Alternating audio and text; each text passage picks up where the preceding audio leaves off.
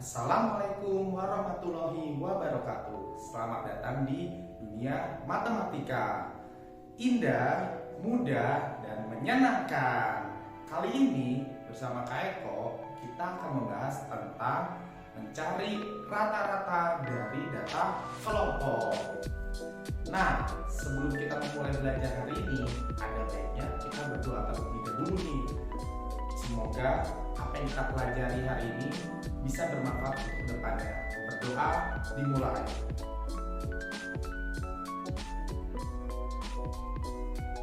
Berdoa selesai. Ayo kita lanjut.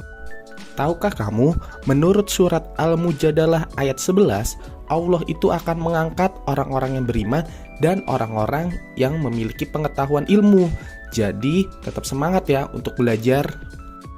Hari ini kita akan belajar tentang menentukan rata-rata atau mean dari data kelompok menggunakan cara biasa dan cara coding. Sebelum memulai, apa sih itu statistik? Statistik adalah cabang dari matematika yang berkenaan dengan pengumpulan, analisis, penafsiran, dan penyajian data. Nah, statistik ini akan membantu banget nih dalam mengumpulkan informasi, memahami pola, dan membuat kesimpulan tentang dunia di sekitar kita. Oke, kita lanjut ke soalnya ya. Di sini ada sebanyak 21 siswa kelas 8 SMP Sukamaju dijadikan sampel dan dihitung tinggi badannya. Data tinggi badan dibuat dalam bentuk kelas-kelas interval. Hasil pengukurannya dibuat dalam tabel yang ditampilkan ini ya. Nah, tentukan tinggi badan rata-rata siswa kelas 8 SMP Sukamaju. Ayo kita bahas. Oke, untuk mencari rata-rata dari data kelompok, kita mesti mencari titik tengahnya dulu nih dari masing-masing kelas. Seperti di 151 sampai 155, berarti nilai tengahnya adalah 153. 156 sampai 160, nilai tengahnya adalah 158 dan seterusnya.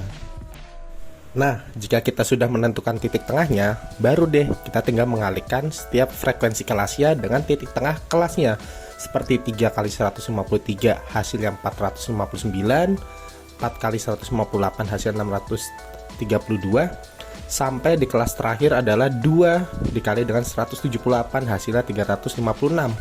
Nah, setelah itu adalah kita bisa menjumlahkan hasil perkalian frekuensi dengan titik tengahnya.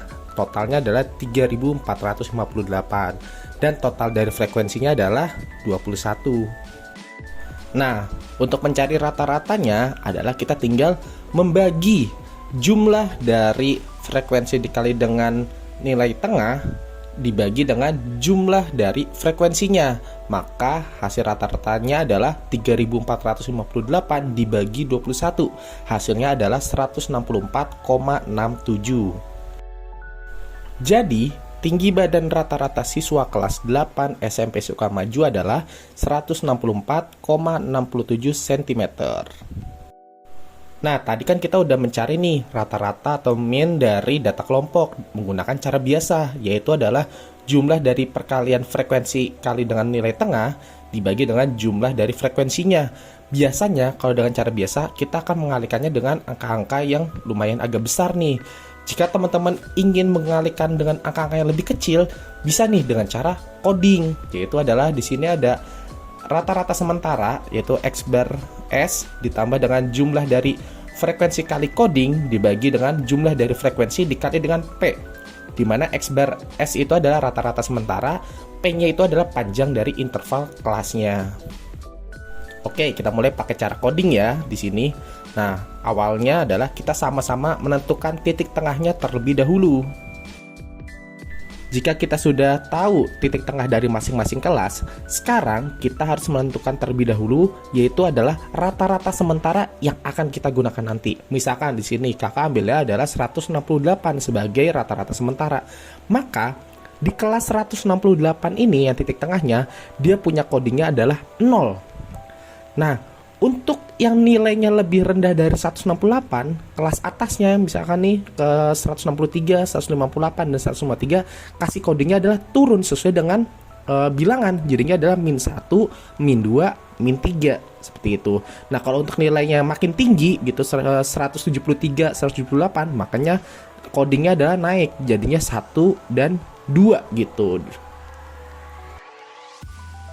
Jika sudah, maka kita tinggal mengalihkan frekuensi kelasnya dengan coding kelasnya masing-masing, seperti 3 kali min 3 di kelas pertama jadi min 9, 4 dikali min 2 hasilnya min 8, dan seterusnya sampai di kelas terakhir itu adalah frekuensi 2 dikali dengan 2 hasilnya 4. Nah, jika sudah, kamu bisa jumlahin nih. Jumlah frekuensinya kan sama tadi 21. Nah, jumlah dari frekuensi dikali coding di sini dapatnya adalah min 14. Nah, jika sudah, sekarang kita masukin nih ke dalam rumusnya, yaitu adalah X bar sementaranya kan 168 ya, yang tadi rata-rata sementara ya kita tentukan. Habis itu jumlah dari frekuensi dikali dengan codingnya, totalnya tadi min 14, dibagi dengan jumlah frekuensi, yaitu adalah 21, dikali dengan panjang interval. Nah, P-nya kenapa 5 di sini? Lihat saja. Misalkan di kelas pertama 151 sampai 155, berarti panjang intervalnya berapa? Hitung dari awal, 151, 152, 153, 154, 155. Oh, ada 5, berarti panjang intervalnya 5. Nah, seperti itu. Jadi, hasil perkaliannya adalah 168 ditambah dengan min 3,33. Hasilnya adalah 164,67. Hasilnya sama ya berarti dengan cara biasa tadi. Nah, gimana kalau kita nentuin rata-rata sementaranya beda, Kak? Oke, gimana kalau misalkan nilai rata-rata sementara kita bikin beda? Misalkan di sini nentuinnya adalah rata-rata sementara adalah 158 nih. Berarti codingnya berapa? Kan nilai dari kelas yang rata-rata sementara ada 0.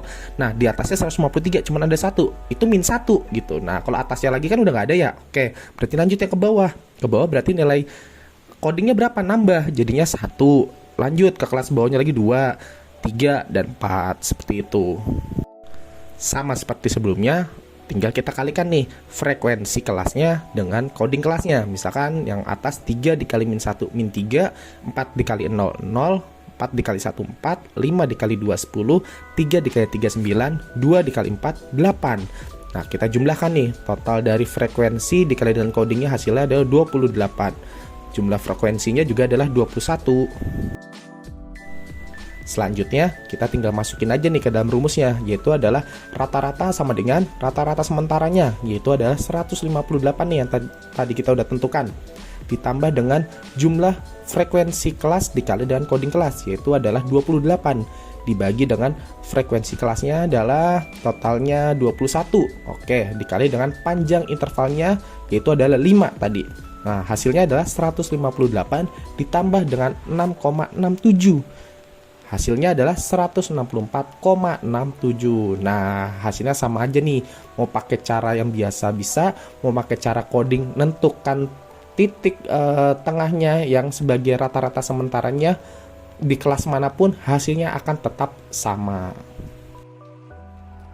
Nah, karena kalian sudah belajar cara menentukan nilai rata-rata atau min dari data kelompok, yuk sekarang coba latihan dengan cara mengerjakan soal yang ada di samping ini ya. Kemudian tulis jawaban kalian di kolom komentar di bawah. Terima kasih yang sudah menyimak video ini dari awal sampai akhir. Semoga apa yang sudah disampaikan bermanfaat untuk kita semuanya. Sampai ketemu di video selanjutnya. Wassalamualaikum warahmatullahi wabarakatuh.